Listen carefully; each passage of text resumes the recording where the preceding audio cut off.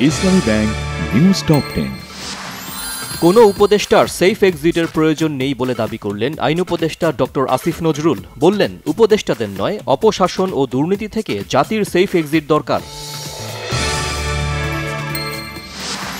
শিক্ষাবিদ, কথাসাহিত্যিক ও ঢাকা বিশ্ববিদ্যালয়ের এমেরিটাস প্রফেসর সৈয়দ মঞ্জুরুল ইসলামের প্রতি শেষ শ্রদ্ধা জানানো হলো কেন্দ্রীয় শহীদ মিনারে। বাদ জোহর জানাজা হবে ঢাকা বিশ্ববিদ্যালয়ের কেন্দ্রীয় মসজিদে।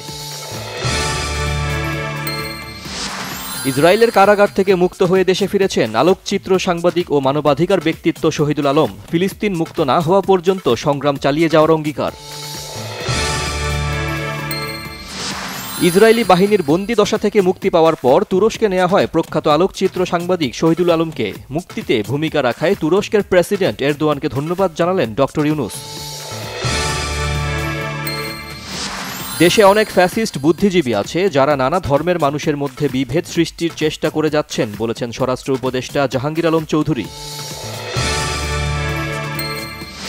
পটুয়াখালীতে বাস ও র্যাবের গাড়ির মুখোমুখি সংঘর্ষে শিশুসহ ৩ জন নিহত হয়েছেন। এই ঘটনায় আহত অন্তত ২২ জন। পটুয়াখালী কুয়াকাটা মহাসড়কের পক্ষিয়া এলাকায় এ দুর্ঘটনা ঘটে। সব জল্পনা কল্পনা শেষে শান্তিতে নোবেল পেলেন ভেনেজুয়েলার মানবাধিকার ব্যক্তিত্ব মারিয়া। আন্দোলন সংগ্রাম করে লাতিন আমেরিকার আন্দোলনের প্রতীকে পরিণত হয়েছেন তিনি।